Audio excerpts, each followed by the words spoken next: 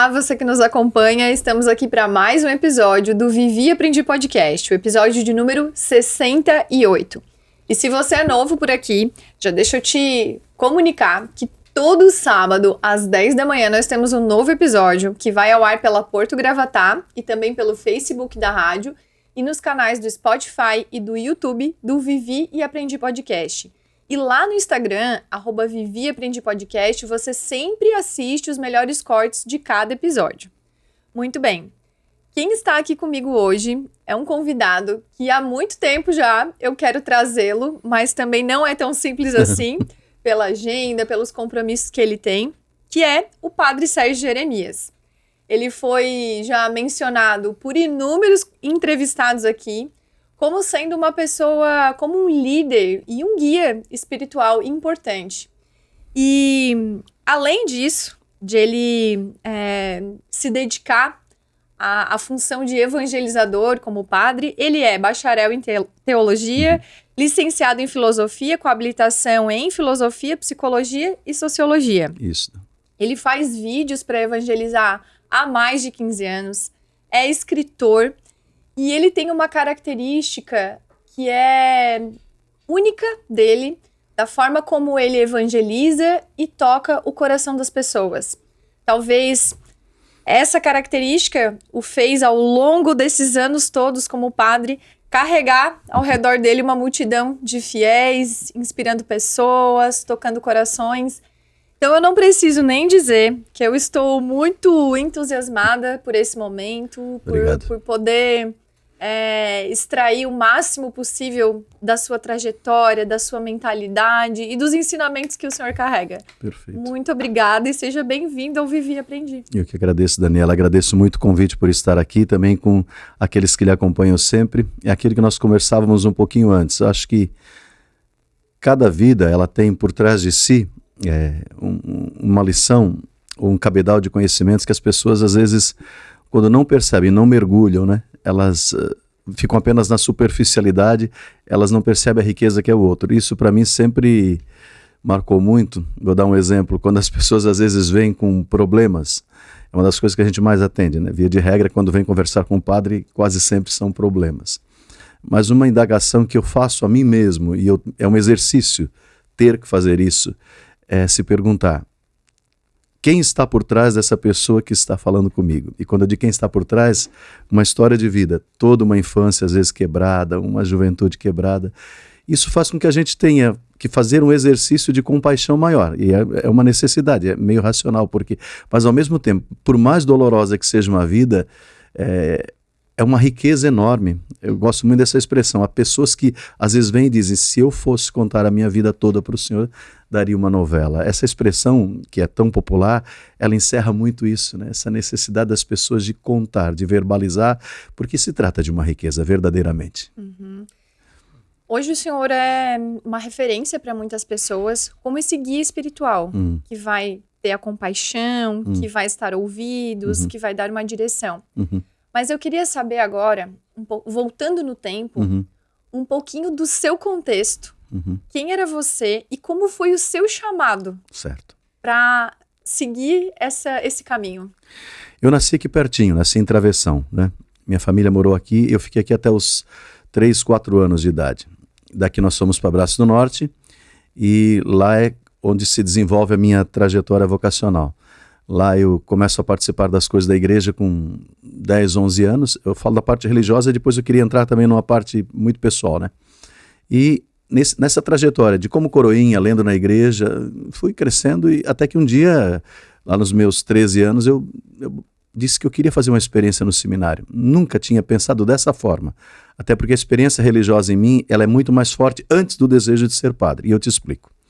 Há um processo terapêutico que eu fiz, e muitos padres fizeram, e muitos leigos, nós conhecemos como ADI, abordagem direta do inconsciente. Por que eu estou citando isso? Porque depois de ter feito ADI, eu fui entender todo esse quebra-cabeça, esse mosaico que é a minha história vocacional. E na ADI nós temos visualizações de situações inconscientes, que nós vivemos, que pessoas da nossa família próximas ou longe de nós viveram e nos passam. Assim como você recebe o DNA, você recebe memórias afetivas e religiosas. E ali eu visualizei muitas coisas. Vou te dar um exemplo.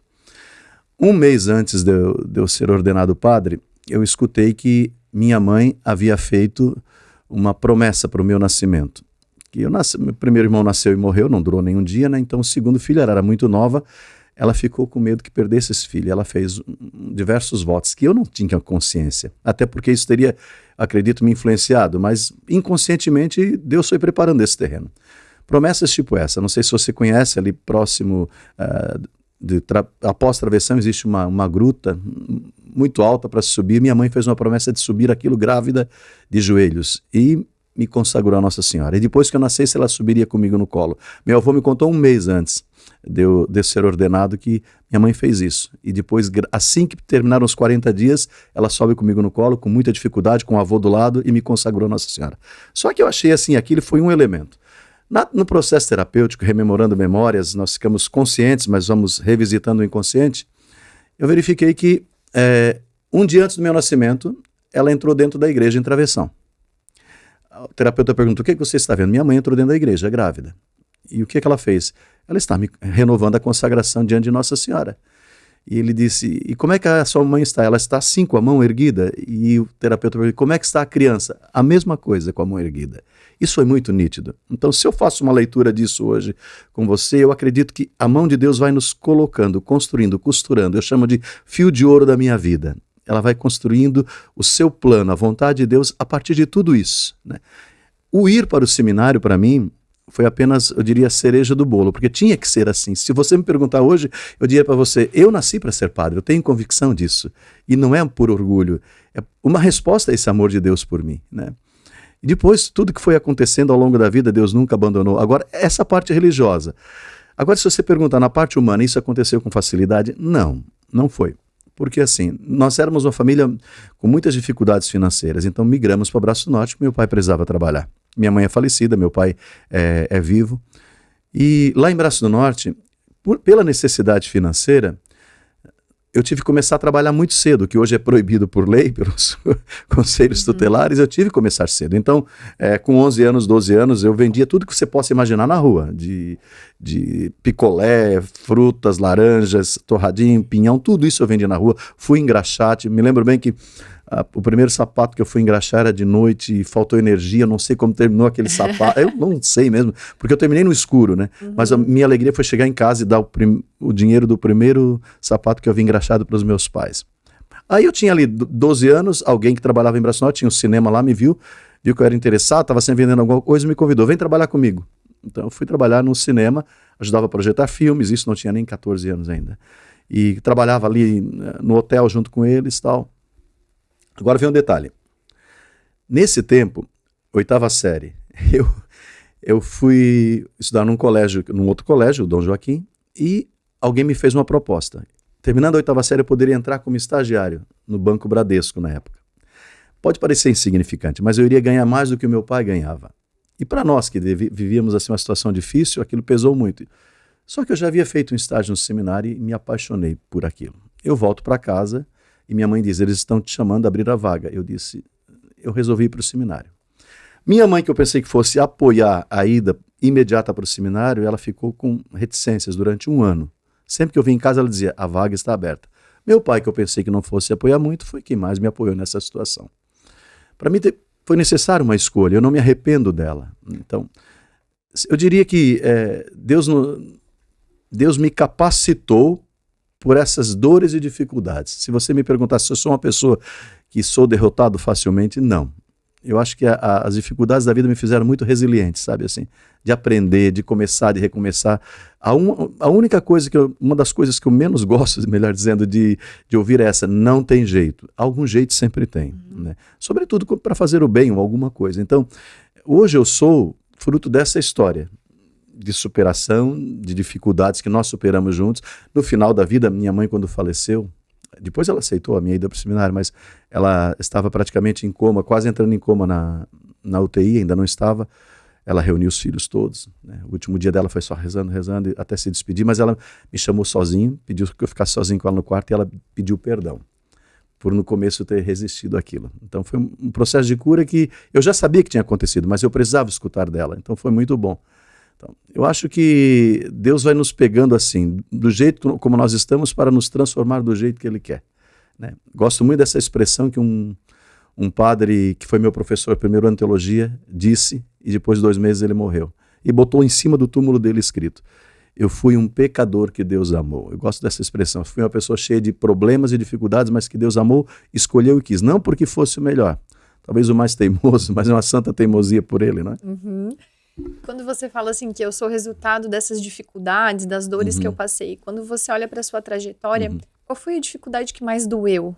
Que mais foi difícil ressignificar e superar? Eu acho que foi... Nós sempre nos preparamos para fazer a aceitação da morte de pessoas da nossa paróquia. Todos os dias nós temos sepultamentos. Eu acho que a mais difícil para mim foi ter que assumir a doença da minha mãe, depois de minha irmã um pouco também, mas nesse processo da doença, porque ela já estava separada de meu pai, ele tem uma outra família. Nesse processo de enfermidade, de doença, eu tive que fazer rapidamente, ou conduzir rapidamente, a um processo de reaproximação, de cura de todos ali, fazer com que todos estivessem bem naquele momento final.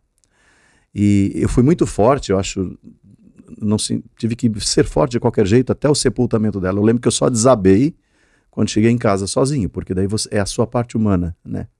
Você perdeu alguém que é importante para você.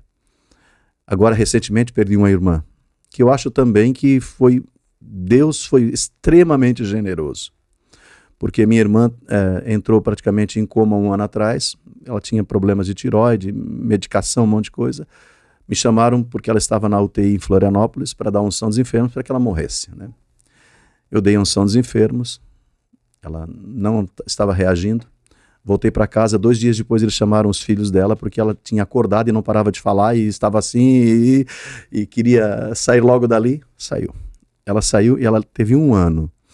1 ano para fazer uma reaproximação dos filhos, da história de vida familiar dela.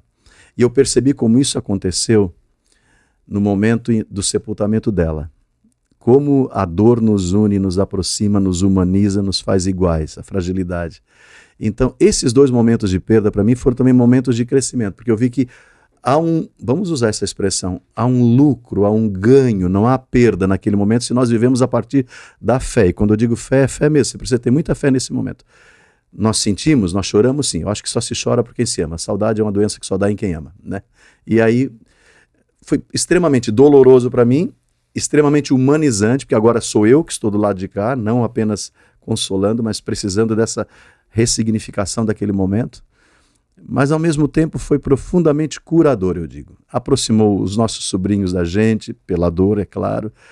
Os irmãos nossos, com a perda da mãe, ficamos mais unidos. Então, esses foram, eu acho que, os 2 momentos mais difíceis. Os outros foram dificuldades superáveis, né? Sempre que se vai para um trabalho novo, de paróquia, dificuldades, há pessoas que aceitam, não aceitam o novo, há pessoas que são acostumadas ao velho, e se você tem um modo de evangelizar, são apegadas a um outro. Essas são dificuldades inerentes à caminhada, eu acho, da própria, entre aspas, profissão, né? Mas são desafiadoras, mas não limitantes, né? Eu acho que quando se trata de questões humanas, elas são as que mais me fizeram mergulhar no meu depósito de fé para dizer, não, também isso está no plano de Deus. Não que Deus quis, mas Deus usa isso para me tornar um ser humano melhor. Essa é a questão, né? Até a dor. Aí eu lembro de Santo Agostinho, né?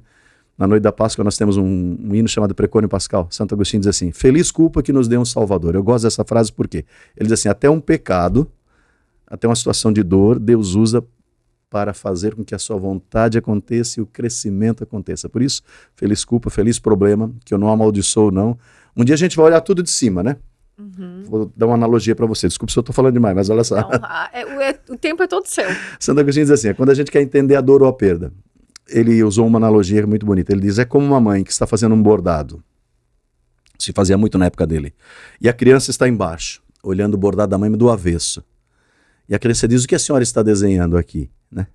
Eu não estou vendo, apenas os nós da parte de baixo. Ela espere ficar pronto e você vai ver. Terminando, a mãe coloca a criança no colo. E de cima para baixo ela entende o que era o bordado. Essas situações dolorosas de perda, de sofrimento, são assim. Se eu tento entender tudo aqui agora, desse jeito, eu não vou conseguir. Porque é muita coisa que escapa à minha compreensão. Por que tinha que ser assim, não assim? Porque eu não consigo. Mas um dia, eu acredito que todos nós, caindo no colo de Deus, que é como mãe, a gente vai entender. Agora eu percebo. Tinha que ser desse jeito, não daquele jeito. Foi Deus, eu chamo de fio de ouro de novo, porque eu acho que Deus vai construindo com a sua graça toda a nossa história de vida. Importa que a gente esteja aberto. Se eu não estou aberto a isso, a esse entendimento, eu vou viver apenas uma revolta. E a revolta não constrói nem a mim, nem aos outros. Né? Falando sobre isso, sobre o aceitar as coisas que nos acontecem, um dos maus do século é a ansiedade, né? De as pessoas quererem controlar ou ansiar o que vai acontecer no futuro. Correto. Eu tenho uma passagem bíblica que me marca demais toda vez que eu a escuto, que é aquela passagem em que os discípulos estão num barco e que Jesus caminha sobre as águas e pede para que Pedro venha ao encontro dele. Isso. E Pedro, indo ao encontro dele, em algum momento ele duvida, tem medo e começa a afundar. Quando eu reflito sobre isso, eu queria saber a sua visão e de que forma isso tem conexão com o que eu vou perguntar. Eu paro para pensar em quantas vezes nas nossas vidas, por ansiar controlar o futuro, a gente está deixando de confiar em Deus, em colocar nas mãos dele, né? Então eu queria primeiro perguntar se isso faz sentido, de que forma o senhor enxerga isso, mas mais do que isso, se na sua trajetória, em algum momento, teve esse momento de dúvida, de insegurança, e que o senhor reflete que depois fez sentido, que era aquilo que tinha que acontecer. Eu vou iluminar essa palavra com uma outra. Jesus sempre diz assim, não se preocupe demais com o dia de amanhã, a cada dia basta a sua preocupação. Para mim, essa chave é o leitmotiv de qualquer cura da depressão, por exemplo, que é uma das coisas que se atende muito. Não sofrer antecipadamente. Eu sempre digo que o passado eu não posso mudar, o presente está nas minhas mãos e o futuro nas mãos de Deus. Mas se eu não posso mudar o meu passado, eu posso olhar para ele de um jeito diferente. Como diz a canção, acho que é de Gilberto Gil. Não importa o que a vida fez de você, importa o que você está fazendo com aquilo que a vida fez de você. Aprender do passado, estabilizar no presente e confiar no futuro. Vou partir dessa passagem que você fala, que é da Jesus caminhando sobre as águas. Né? Eu gosto muito dela e sempre digo, ela é profunda e simples ao mesmo tempo.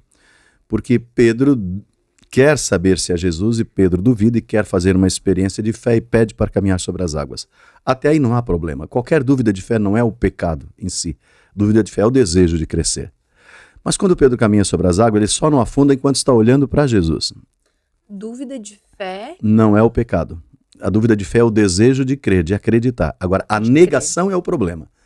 Eu duvidar, eu querer crer, isso é inerente ao ser humano. Porque se a gente imagina que nós somos feitos a partir de um DNA divino, vamos dizer assim, o ser humano tem sede. Santo Agostinho vai dizer de um outro jeito mais poético, né?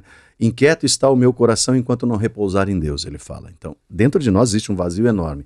Você pode ter todo o dinheiro do mundo, todos os possíveis amores do mundo, experiências do mundo, mas às vezes parece que falta algo. E esses dias eu li uma frase de um teólogo, me parece que é belga, ele diz assim, o buraco existencial na nossa vida tem o formato de Deus, não adianta, de um Deus amoroso.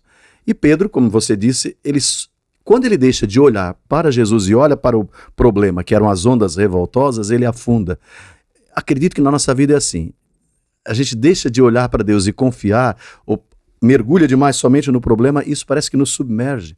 E você viu que quando Jesus estende a mão para Pedro, ele não acalma de imediato a tempestade. Os dois caminham sobre a tempestade. O vento só acalma quando Jesus vai com Pedro para dentro do barco, que é um simbolismo da igreja, mas também da nossa vida. Quando de fato eu trago uma experiência de fé, de um Deus amoroso, eu acredito que seja Jesus, e respeito quem pensa diferente, mas um Deus amoroso para dentro da minha vida, é quando as tempestades vão se acalmando. Uma canção que a gente canta muito nas missas de quarta-feira em oficinas é essa, acalma a minha tempestade, né? A minha tempestade, que é minha. Agora, você perguntou, na minha vida quando isso aconteceu? Eu acho que eu tive desafios que foram maiores e mais fortes. Por incrível que pareça, o desafio mais, humanamente falando, para mim, mais forte, foi ter que adaptar o meu ritmo de vida. Se você perguntar, eu sou 220. Tem pessoas que caminham tranquilamente no 110. Eu sou 220. Dificilmente eu consigo ficar parado, sem planejar, projetar algo, fazer algo. Isso é inerente à minha personalidade. Mas, de repente, me disseram assim, você vai morar em Vargem do Cedro, que você conhece. Vargem do Cedro, você escuta a grama crescer. Literalmente.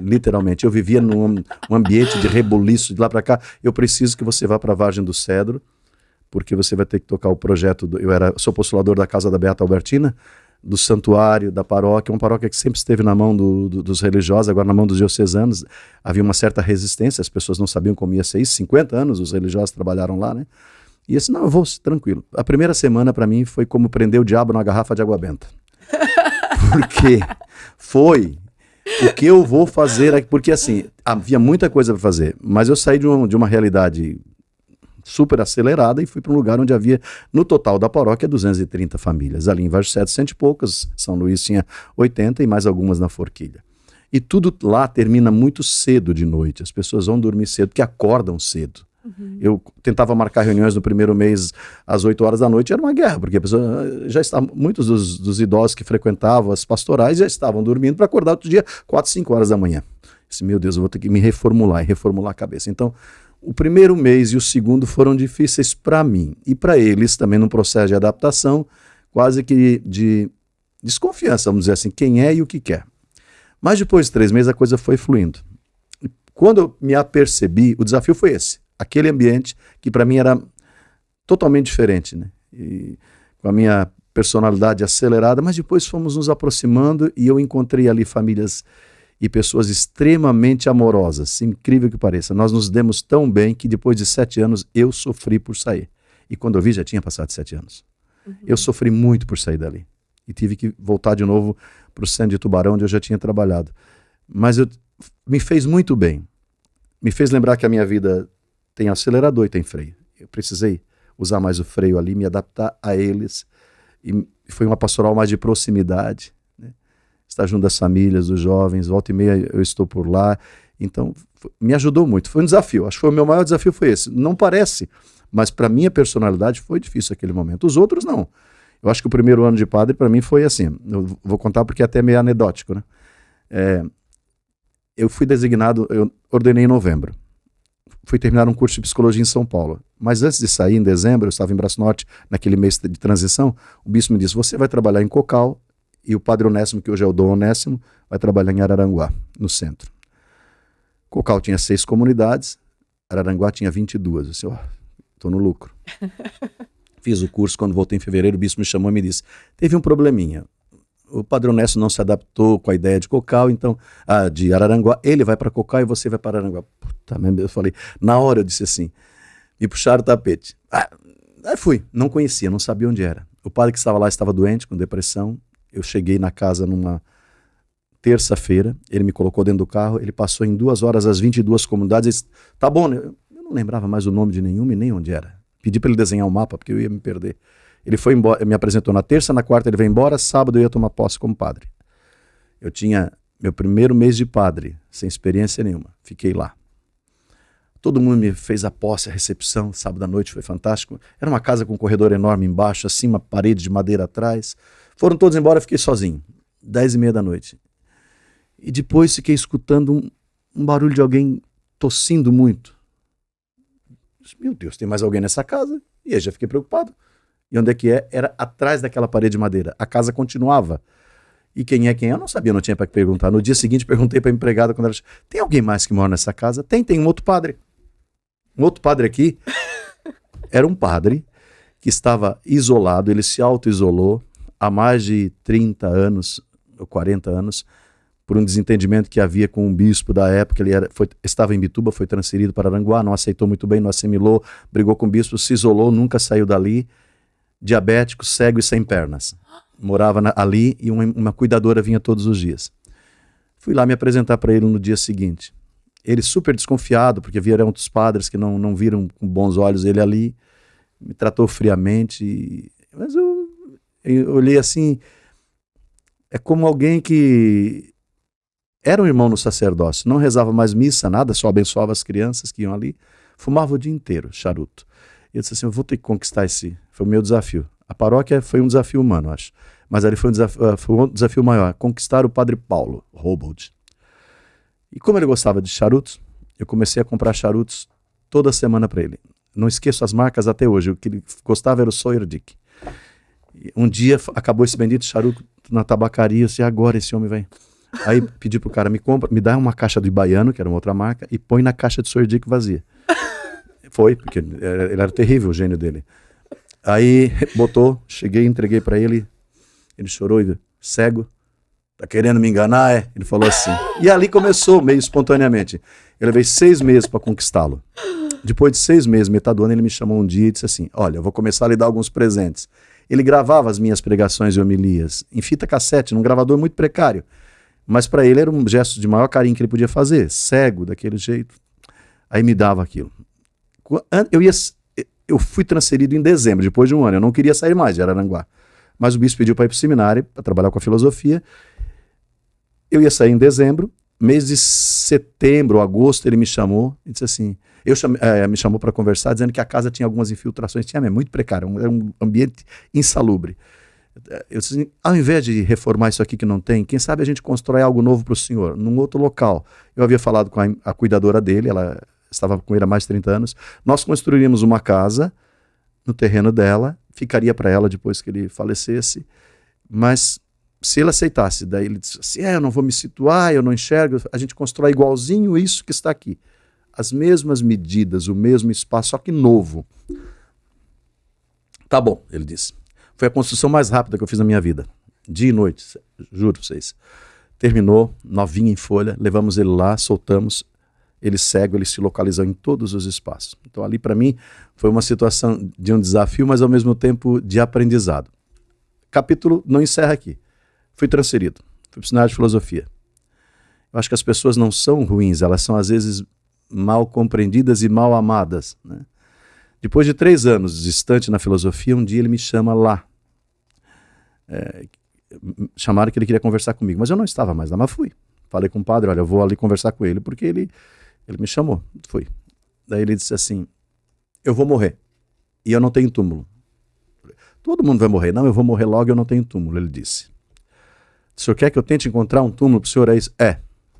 Tá bom. Fui no cemitério, não tinha mais um espaço livre para comprar e para construir. Andei.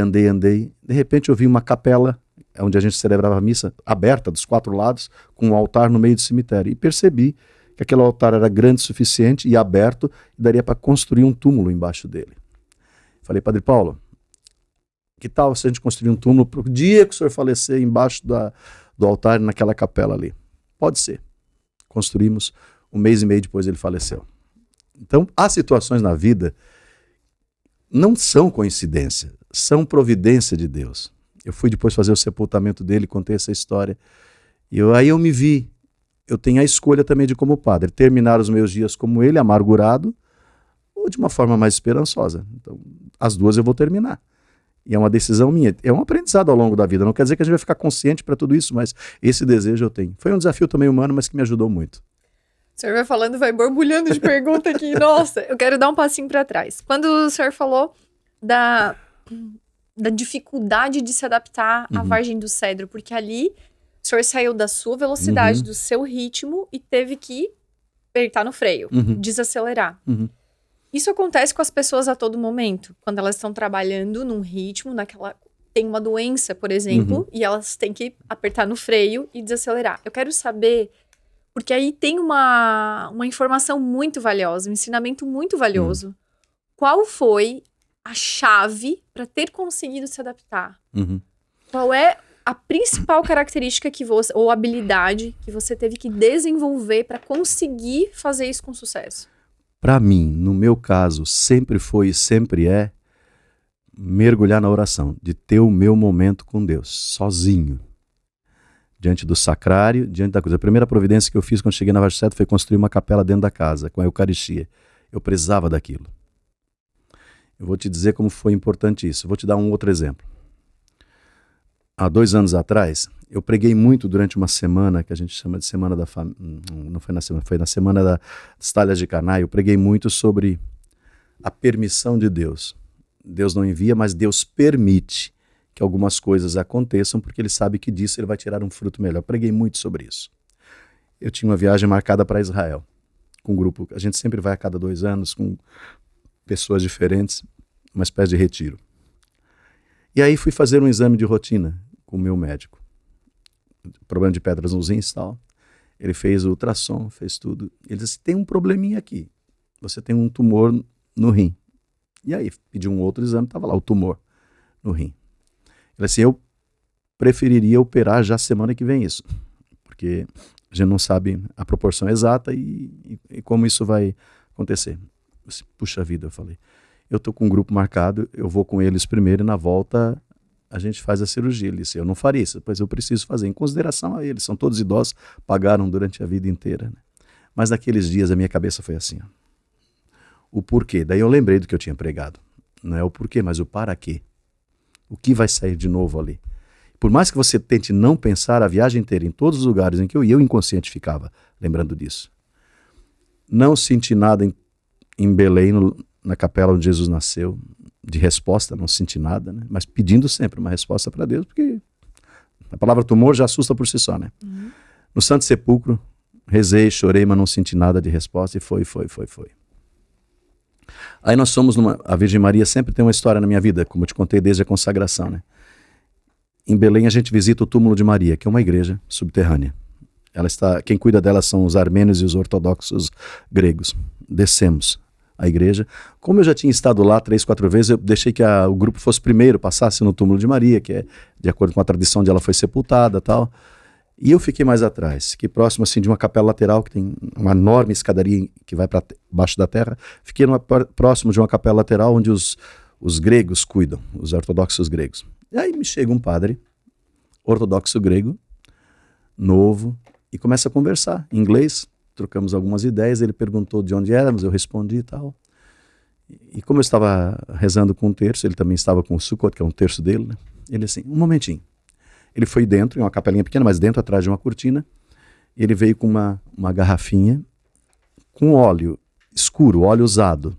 Era óleo da lamparina que fica em cima do túmulo de Nossa Senhora. Eles trocam a cada dia, 2 dias, e aquilo eles fornecem para os doentes. Ele falou em inglês. E eu entendi a primeira vez que ele falou que era para os seus doentes. Aí eu perguntei de novo, para levar para os doentes? Ele disse, não. Aí ele falou de novo, para a sua doença. Tudo que eu esperava de resposta, no último dia Deus disse assim, era para a minha doença aquele óleo. Trouxe, pedi que me ungissem, ungi outras pessoas, e quando voltei no médico, naquela mesma semana seguinte, a gente foi fazer a cirurgia, graças a Deus. Era menor do que eu imaginava, mas tirei na hora certa. Foi uma coincidência que foi providência de Deus. Então, é como se você vai me perguntar, mas a cura veio pelo óleo? Não, a resposta veio com aquele gesto. Eu precisei fazer a cirurgia, a recuperação foi rápida, foi. O aprendizado ali está em que eu tive que vivenciar isso junto da fé, porque eu preguei sobre isso para as pessoas, mas eu apenas pedia também para as pessoas, me ajudem agora a enfrentar isso com serenidade, porque qualquer pessoa que tem um diagnóstico de tumor de câncer, o chão cai, né? E eu me lembro que eu fiz o mesmo voto que eu fiz quando tive Covid. Olha, Deus, se eu tiver alguma utilidade, me deixa mais um tempo, né? Se não, pode me levar a hora que quiser. E foi assim. Eu lembro que quando eu tive Covid foi assim também, né? Isolado na praia, entre a vida e a morte, se for para me levar, me leva, mas se não, me deixa. Lá no 5º dia, e de repente foi. Saí daquilo. Eu olho muito na utilidade de Deus para a nossa fragilidade. Se eu não rezasse em cima disso, não vivesse a experiência de fé, eu enlouqueceria. Deus não elimina o problema, mas ele ressignifica. Muito importante. E quando você fala da permissividade, né? Que Deus dá essa permissividade. A chave para entender, interpretar os sinais de Deus, então, é o silenciar em oração. Sempre. Eu gosto muito de tentar perceber os sinais de Deus à minha volta. Gosto muito. Não é uma coisa mágica. Mas quando você percebe que você pede um sinal e às vezes sutilmente vem uma resposta, uma expressão, uma frase, um sinal dentro da própria liturgia. E se você não vê isso um pouco com os olhos místicos e poéticos, você acha que é coincidência. E não é. Não é coincidência. Eu sou prova viva disso ao longo de toda a minha vida. Tem coisas que Deus parece que esfrega na sua cara, dizendo, estou aqui, ó. Às vezes eu digo, a gente vive esbarrando em Deus como quem esbarra no elefante e não enxerga o que ele quer. Porque a gente quer algo claro. Sim. Né? O meu lema de ordenação, todo padre tem que ter um lema de ordenação. Meu lema de ordenação é um pouco fora da curva, porque eu escolhi uma passagem do livro dos Reis, onde o profeta Elias estava fugindo da rainha Jezabel. Ele tinha matado os falsos sacerdotes de Baal, foi para o deserto. Elias encarna muito essa minha trajetória de vida e de outros, né? Chegou no momento que ele cansou. Ele disse para Deus, pediu a morte, deitado no deserto, tira minha vida, eu não sou melhor que meus pais. E Deus coloca pão, água do lado dele e diz, não, levanta, come, porque tu ainda tens um longo caminho a percorrer. De novo ele tenta pedir isso, a morte. Levanta, come, tens um longo caminho a percorrer. E ele vai para a montanha, por Horebe, a montanha de Deus. Dentro da caverna, com todos os problemas à sua volta. Diz a palavra que veio, um terremoto, um furacão, trovoada, fogo, e Deus não estava em nenhum deles, ele não sentiu. Em seguida o livro dos Reis, capítulo 19, diz, veio uma brisa suave e Deus percebeu a presença, Elias percebeu a presença de Deus na brisa suave. Eu tirei isso como meu lema de ordenação. Deus estava na brisa que passou. Para mim, é uma história de como Deus me dá respostas pelo caminho da oração, do silêncio, da contemplação. Sempre foi assim, eu sempre busquei isso, desde o tempo do seminário. Os livros que caíram na minha mão me conduziram para isso. Na metade da minha filosofia eu tranquei tudo e fui morar na Bahia, num mosteiro que era ecumênico. Tinha católicos, luteranos, anglicanos, calvinistas, todo tipo de protestantes, mas já tinha todos monges. Eu queria fazer uma experiência de silêncio, de busca, numa favela praticamente lá de Alagoinhas. Um ano lá. Me acrescentou muito como ser humano. Eu retornei e continuei. E aí a pessoa que foi responsável pela minha ida, que permitiu, o padre, que convenceu o meu reitor a me permitir ir, porque não queria deixar, era um padre que estava com câncer. E aí eu vi também um sinal de Deus ali fantástico, porque logo em seguida que eu fui e retornei, ele foi para o hospital com um câncer enorme na barriga, Padre Pacífico. Fui visitá-lo no mês de julho, ele assim, não, aqui eu estou grávido, esse neném vai nascer no Natal. Ele morreu dia 24 de dezembro, dia de Natal. Então, para mim, esses sinais não são assim, fruto do acaso. Deus sempre está falando. Nós é que estamos tão agitados, né? Temos tantas interferências que não percebemos, né? E como foi que aprendizados, vivências ou fatos mais marcantes a sua trajetória nesse mosteiro trouxe para a sua formação, para a sua vida, para a sua forma de perceber, inclusive, a interpretação da religião? Porque lá o senhor teve contato com várias... E todos os monges. Existe até hoje, chama-se Comunidade Taizé, é uma comunidade francesa que nasceu em plena Guerra Mundial, reunindo homens de diversas religiões para acolher os jovens e proporcionar uma experiência de silêncio. Taizé é muito único, porque assim, as pessoas iam rezar conosco. É uma favela, mas onde foi construído um pequeno mosteirinho muito simples, né? Uma capela, e as pessoas vinham para rezar, só que você entra, tem alguns cantos que se repetem como mantras durante 10 minutos, mesmo o refrão sendo repetido 10 minutos, para você aprender a relaxar. Depois se lê uma passagem bíblica e você fica 20 minutos em silêncio. Você sabe que é 20 minutos em silêncio para quem não está acostumado? Você sente você percebe todas as sensações do seu corpo. Então o começo foi muito difícil. Para mim foi como, eu cheguei lá como um lago agitado, e aprendi a sair como um lago mais calmo. Essa analogia para mim é do budismo, mas ela é muito forte, porque assim, ó, enquanto você está como um lago agitado, você não reflete o céu. Você precisa silenciar, acalmar para que as águas consigam refletir o céu. O ser humano na alma é a mesma coisa. Então o principal aprendizado ali foi isso. Assim, eu tive que aprender a silenciar, ter momentos, e isso é um exercício, porque não é fácil, não é espontâneo, o ser humano não é espontâneo, sobretudo no ambiente agitado que a gente vive, para tentar me reconectar. Eu sempre falo da tríplice conexão. Com Deus, comigo mesmo e com o próximo. Se você perceber o que Jesus falou sobre o amor. Amor a Deus sobre todas as coisas e ao próximo como a si mesmo. Mas isso passa por essa via do silêncio, né? Tanto é que um dos meus sonhos ainda até o final da vida é construir um local, um espaço onde as pessoas possam ir fazer a experiência de rezar em silêncio, sem ter obrigação de participar de nada, de missa, mas ir, o que eu sonho em fazer ainda. Não, eu acho que até eu morrer eu construo isso. Opa, com certeza. Se estiver no plano de Deus, sim. Sim. O senhor falou também que de algumas experiências de locais que o senhor já trabalhou, que deu para perceber que num primeiro momento vinha aquela situação de dificuldade, porque é uma adaptação ao novo local, né? E tudo mais. Mas se repetiu a história, em todas as vezes que o senhor falou, de que depois de um tempo o senhor tem dificuldade de sair de lá. Eu quero entender por quê. O que acontece que acaba criando essas raízes? Qual é a maior riqueza de uma família? São as pessoas. Qual é a maior riqueza de uma empresa? São os colaboradores. No fundo são, né? Qual é a maior riqueza de uma paróquia? São os fiéis. Claro, a presença de Deus, mas os fiéis e os amigos que você faz. Então, há pessoas com as quais você se conecta a partir da sua história de vida, da sua história de dor. A maior dificuldade sempre foi deixar essas famílias, essas vidas e essas vivências. Até porque, vou falar da amizade, você não escolhe a amizade, né? Elas cruzam o seu caminho, certas pessoas que você seriam improváveis amigos seus, de repente se tornam bons amigos. Numa paróquia, quando você chega, todos os padres passam por isso. Existem aqueles que sempre estiveram na paróquia, sempre ajudaram na paróquia, sempre. Então eles são um pouco dono, isso é humano, né? Sempre foi assim aqui. A frase é uma das frases mais terríveis de se escutar também. Sempre foi assim aqui. Mas de repente eles esperam que você sempre frequente as casas deles. E não é assim. Às vezes você faz amizade com outras famílias, improváveis famílias, com outras pessoas, improváveis pessoas, se tornam seus melhores amigos numa paróquia, melhores famílias que você visita. Isso gera um clima de ciúme, e é humano também. Então, minha dificuldade sempre foi, não é romper os laços, mas distanciar-me dessas pessoas, desses laços, né? Então, eu sofro muito por isso, porque a gente sabe a história de vida. Eu, quando cheguei na paróquia, agora onde eu estou, também passei pela mesma dificuldade, né? Porque os padres anteriores frequentavam os ambientes que eles gostavam, as famílias que lhes eram importantes. Eu fui construindo o meu. Então, eu lembro que logo no começo havia climas assim, a pessoa está reagindo assim por ciúme. A gente percebe, né?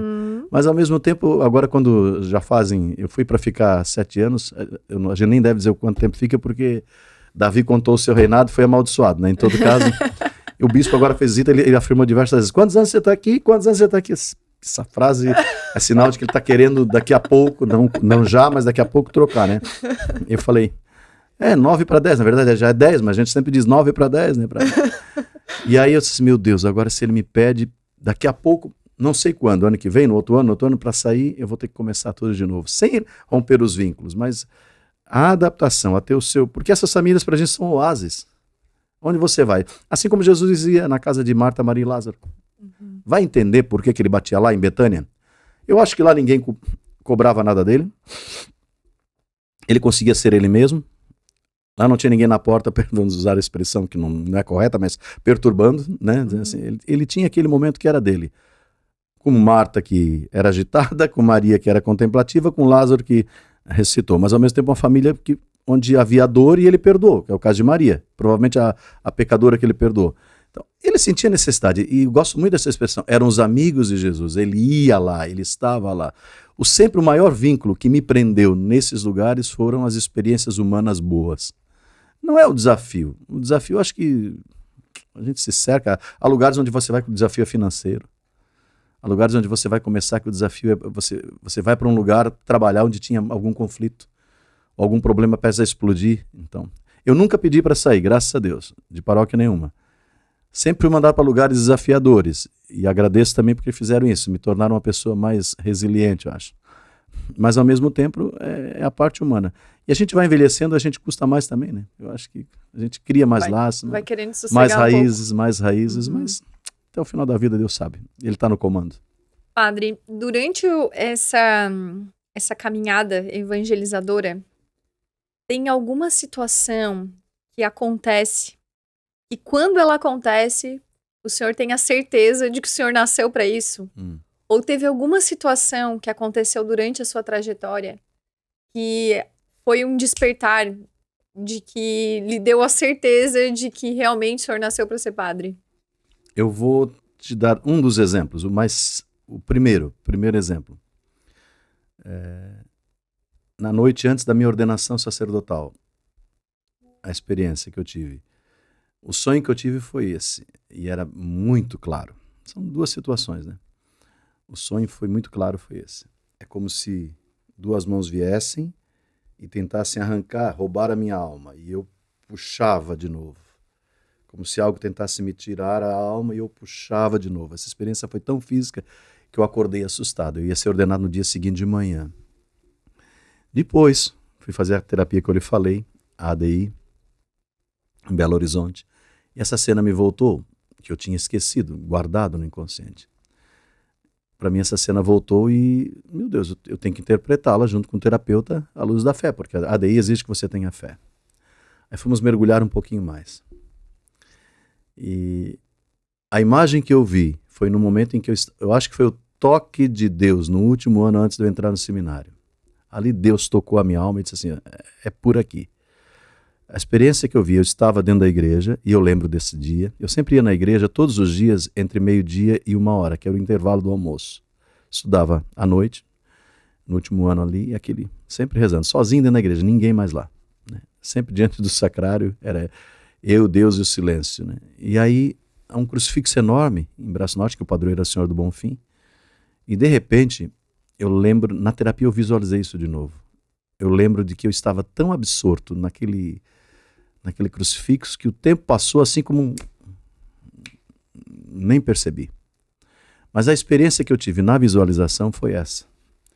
É como se Jesus viesse, me abraçasse de tal forma, como se fosse 2 peças de cera derretidas que se tornam uma só.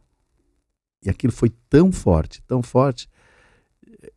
Jesus vindo e me... Ali, naquele momento, o meu inconsciente, depois o consciente, mas no inconsciente não teve mais dúvidas de que Jesus me queria, padre. Ali, foi exatamente ali, naquele momento. E depois se confirmou um pouco antes, né? Naquele momento, antes da ordenação na véspera. São momentos que, se você não olha pelos olhos da fé e da mística, você vai dizer que é coincidência. Não é, providência de Deus. Quando eu visualizei aquilo nessa sessão, eu lembro que eu parei, a sessão dura geralmente 1h, porque eu só chorava. Chorava, foi tão forte, não é choro de tristeza, é choro de presença, de certeza. Chorei. A terapeuta foi extremamente delicada, ela não perguntou mais nada, porque nas etapas finais da sessão, né, são os últimos 5 dias, e quando eu terminei, estávamos eu e ela chorando, porque você está com a venda, você não vê, e ela está do seu lado, só captando o que você está dizendo. Éramos 2 chorões dentro da sala. Então, naquele dia, eu tive a certeza, Deus sempre me conduziu e sempre me quis, Deus me fez para ser padre. Depois disso, vem algumas outras situações, que são situações onde você foi canal da graça de Deus para mudar a vida de outras pessoas. Então, naquele momento eu percebi, era importante que eu estivesse aqui, era importante que eu cruzasse a vida dessa pessoa, era importante que eu orasse por ela, porque eu mudei. Eu fui um canal de Deus para mudar a vida dessas pessoas. E tem coisas bonitas que são simples do dia a dia, né, que confirmam isso. Eu lembro que, semana passada, um casal me trouxe uma criança. Queria conversar comigo, me trouxe uma criança. Ali 1 ano e pouco, 2. Esse era assim, nós viemos aqui agradecer porque nós não podíamos ter filhos. E nós estávamos tendo uma celebração na igreja, no salão, e não foi na igreja. E naquele dia as pessoas vêm sempre pedir bênçãos depois da missa, né? Então a gente costuma dar. Eu não sei por que cargas d'água. Agora lembrei o fato, foi no dia da anunciação do Anjo a Maria que costuma se dar a bênção das grávidas, né? E aí, eu não sei por que cargas d'água, eu virei para aquele casal e disse assim, ano que vem nós vamos batizar o filho de vocês, tá? Eu disse assim, mentira nenhuma. Eles vieram e disseram, agora nasceu, nós não podíamos ter filho, agora nós íamos marcar o batizado do filho. Então, eu creio, e não, casos de casais que não podem engravidar, tem diversos casos, né? Diversos. E aí, eu acho que para eles foi importante que eu cruzasse o caminho deles ali, e não fui eu quem fiz milagre nenhum, mas que eu lhes desse a esperança de que Deus me usasse, que eu fosse padre naquele momento para lhes dar aquilo que era o maior sonho deles, né? Que era ser filhos. E como isso muda a vida de uma pessoa, muda a vida de um casal, né? Então, eu acho que Deus me fez para ser isso, os grandes e os pequenos sinais. Não sem dificuldades, acho que todo mundo tem. Eu conheço meus temperamentos, né? Eu sei que eu tanto vou em 220 que eu corro risco de atropelar as pessoas que vão comigo. Se elas não tiverem o mesmo ímpeto, desejo, sonho, né?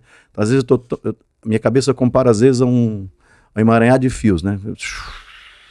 Pensando num monte de coisa. Às vezes as pessoas acham, aquele dia o senhor não me atendeu tão bem, mas não é. Às vezes são 2 coisas que a gente carrega, os desafios a fazer e a carga do dia. Então, às vezes, numa quarta-feira, quando a gente faz atendimentos o dia inteiro, vai rezar a missa à noite. A gente dividiu as missas de quarta de manhã e de noite, facilitar, porque não cabia dentro da igreja. Tem então um grupo grande que vem de manhã, 6h30 da manhã, umas 600 pessoas, e mais um grupo grande, enorme, à noite. Então, às vezes, eu paro lá em cima e digo, meu Deus do céu, tem que dar resposta, pelo menos, para um grupo grande que vem aqui, porque eles vêm em busca de respostas, né? E como ser canal de Deus no meio de tudo isso, carregado de coisas, às vezes com problemas para resolver no dia seguinte, às vezes dificuldades familiares, porque a quem Deus não deu filhos, eu sempre digo, entenda bem, o diabo deu parentes, né? E aí você tem que ajudá-los, mas é assim, acho que a vida é assim, não? A gente tem que descomplicar, não precisa... Você disse um negócio que eu quero fazer um gancho aqui, me permita. Fica à vontade. Você falou no começo dos livros que eu escrevi. Sim. A grande questão é Ainda porque... bem que voltou nesse assunto. Por que eu escrevi livros? Por quê? Hoje em dia, eu tive contando esses dias, eu acho que chegaram a 70 livros que eu escrevi. Nossa! Infantis, infantos juvenis, eu comecei com isso. Depois histórias em quadrinhos, que é a minha paixão, daí paixão humana. Depois livros de autoajuda, religiosos, né? De respostas. Depois eu passei para as mídias. Porque eu percebi que há a gente chama de público, mas não é a palavra correta. Há um público fora do ambiente da igreja que precisa ser tocado pelo valor do evangelho e pela palavra de Deus.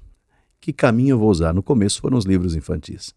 Eu lancei muito livro infantil juvenil, por paixão mesmo, porque assim, eu li muito quando era criança, li muito, histórias em quadrinhos, foram mais de 1000 livros de história em quadrinho que alguém me emprestava, não tinha condições de comprar, mas tinha um senhor que tinha e me dava para ler.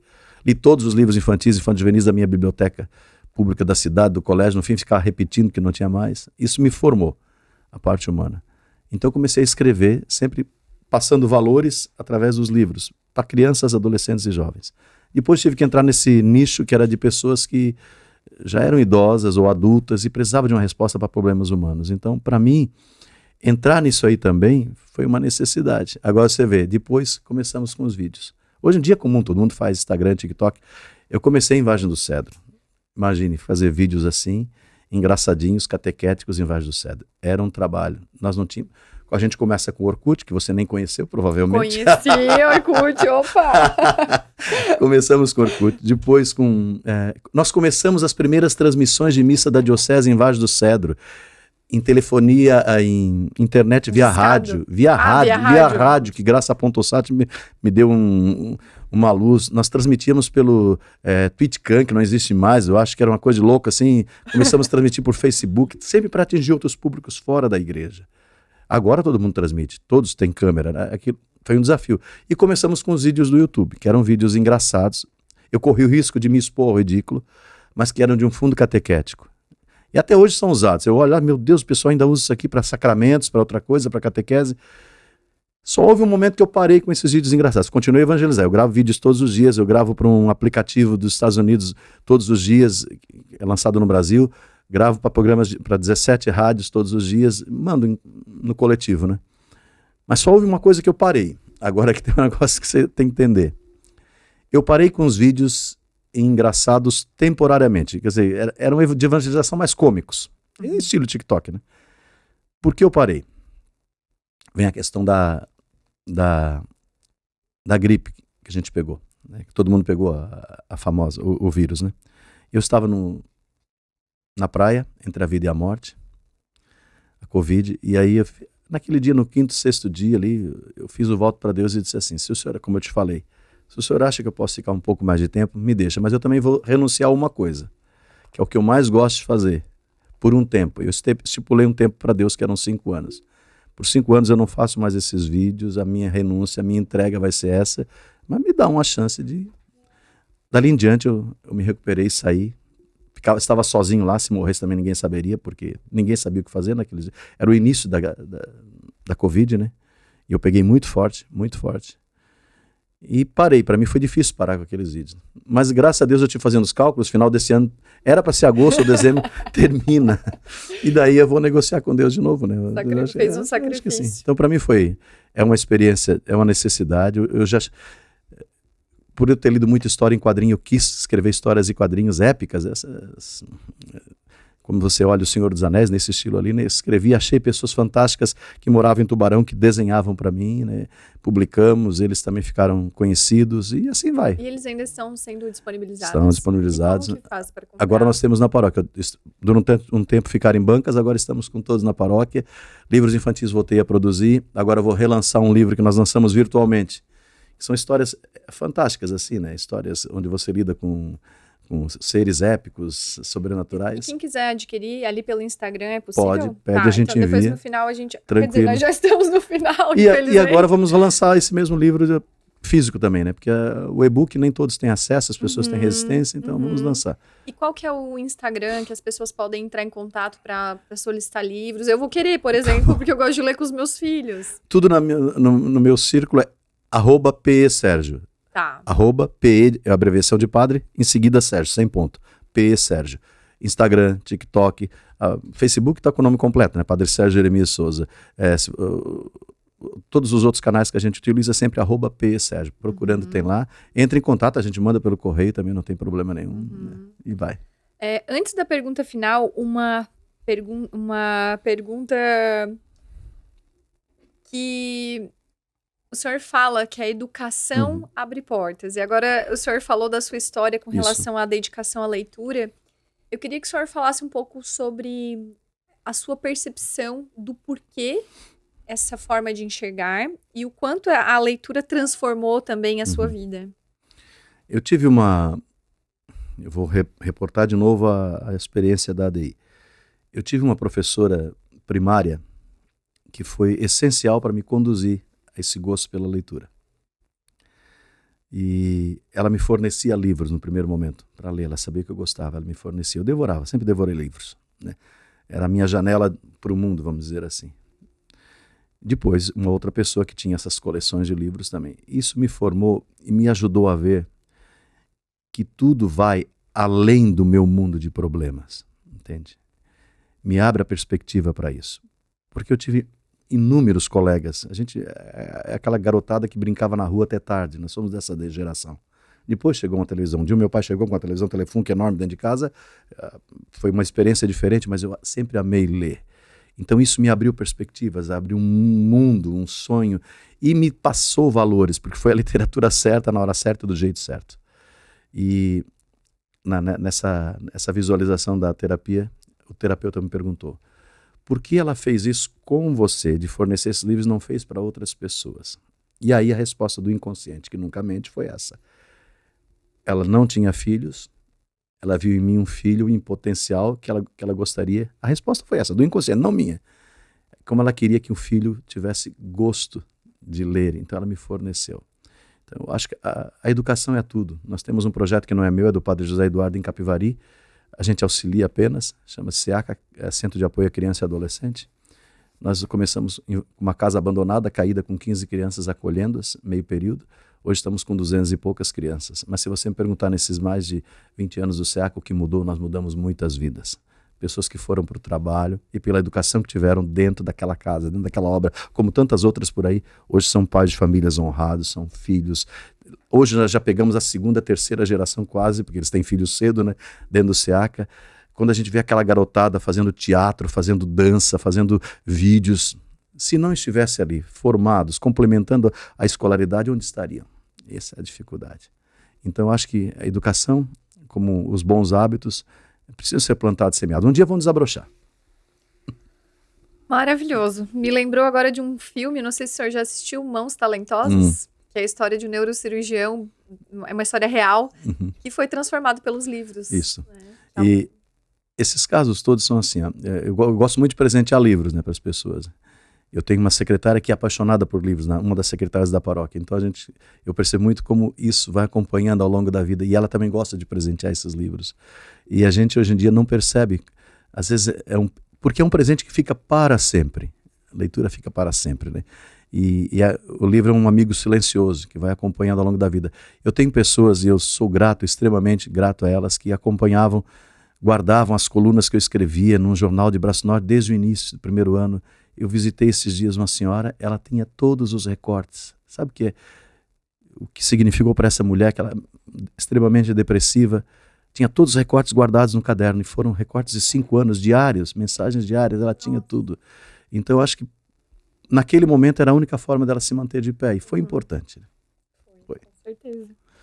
Estamos chegando então na pergunta final, com muito pesar no coração. Já está até passando um pouquinho. Essa pergunta final, ela é um apanhado da sua vida, passando a régua na conta da vida.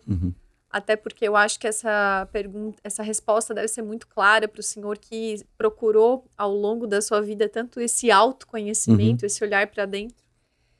Então, fechando a conta da sua vida, da trajetória que o senhor percorreu, desde lá da infância, apaixonado pelos livros, indo para o seminário, se tornando um líder, um obreiro de Deus, e hoje impactando a vida de tantas pessoas. Se o senhor fosse resumir numa única frase a grande lição que a sua trajetória traz, o seu exemplo, todas as coisas que o senhor aprendeu durante essa trajetória toda, resumindo numa frase: eu, Sérgio, vivi o que vivi e aprendi que... Eu vivi o que eu vivi e aprendi que Deus nunca me abandonou, Deus precisou de mim e Deus vai continuar precisando de mim. Mas para que a vontade dele se faça, sempre isso. Somente isso. Eu me vejo muito como instrumento de Deus. E, ao mesmo tempo, não tem como não dizer isso, né? Estendendo um pouquinho. Deus foi tão generoso comigo e bondoso que não tem como eu não corresponder com isso transbordando. Transbordando. A frase que eu mais gosto antes da Eucaristia, antes da comunhão, de pronunciar é essa: provai e vede como Deus é bom, que é da Escritura. Deus é bom sempre. Nós é que às vezes nos distanciamos como filhos rebeldes, né? Nos distanciamos e Deus continua nos procurando como procurou Adão. Onde tu estás? Para mim foi. Deus precisou, precisa e vai precisar. Há uma frase dos religiosos canadenses que eu acho que tem que ser para mim daqui para frente um motivo de vida. Eu quero envelhecer gerando vida. Envelhecer gerando vida. Não sei de que jeito, não sei onde, não sei como, Deus vai conduzindo. Às vezes eu peço como Santa Teresa, o senhor seja mais claro, porque está complicado entender, né? Mas Santa Teresa brigava. Se o senhor trata assim quem o senhor ama, imagina, por isso que o senhor tem tão poucos amigos, né? Ela dizia para ele, mas é por aí. Muito bom, muito bom. Padre Sérgio, foi maravilhoso poder conhecer um pouquinho mais da sua trajetória, da sua mentalidade. Para mim ficou muito claro o ser inquieto que o senhor é, abrindo caminho, sendo pioneiro, querendo impactar e servir sempre o maior número de pessoas possíveis pelas ferramentas que o senhor utiliza para evangelizar. E nós só temos a agradecer, realmente, e eu que agradeço por ter essa oportunidade, por estarmos perto do senhor aqui na região e desejar que de fato Deus continue iluminando muito seu caminho e utilizando o senhor como instrumento. E já terminou, mas tem uma perguntinha, assim. Tem alguma pessoa que o senhor, que de alguma forma inspira o senhor pela sua trajetória, pelo seu exemplo, religiosa ou não religiosa, que o senhor acha que faria sentido estar aqui sentado contando a história? Atual, então tem que estar vivo, né? Tem que estar. A não ser que a gente consiga alguma forma de comunicação. Porque você estava falando, eu já estava lembrando quem me inspirou, quem serve como projeto assim. Existem muitas pessoas que são queridas assim, né? Eu sempre me reporto ao ambiente religioso, porque o ambiente religioso é o meu ambiente de domínio, né? Nós temos aqui na região padres que são, eu me vejo muito neles assim, começando com todo aquele ânimo, né? Eu gosto muito de olhar para aqueles que nos seguiram os nossos passos. Então, eu vejo uma geração de padres novos assim. Um que eu poderia citar, que eu admiro pelo trabalho que está fazendo, é o padre Adson de Magalhães, né? Ele não tem nem, não sei se é 2 anos ou 3 de padre, mas está fazendo um trabalho fantástico em Magalhães. E quando eu olho para ele e todos os outros que vieram naquela geração deles ali, eu vejo aquele ímpeto, aquela paixão que eles têm pelas coisas de Deus, por evangelizar, com novos métodos que são deles, não são os meus, mas eu vejo assim, eu acho que a igreja tem futuro, tem esperança. Ele é um bom padre em Magalhães, quer viver a santidade, quer viver com esse zelo pelas coisas de Deus. Eu diria assim, eu o admiro muito por isso. Ah, que bacana. Muito obrigada, então. Eu acho que esse episódio ele ficou com a sensação de não ponto final e sim de reticências. Vai ter que ter um segundo episódio daqui a um tempo. O Padre Sérgio vai ter mais um bocado de história ainda para contar pra gente. Eu tenho certeza que você que ficou aqui até o final conosco também curtiu muito essa conversa e teve muitas reflexões. Então, eu te encontro no próximo episódio. Tchau, com apoio cultural de LD Espaço Odontológico. Até mais!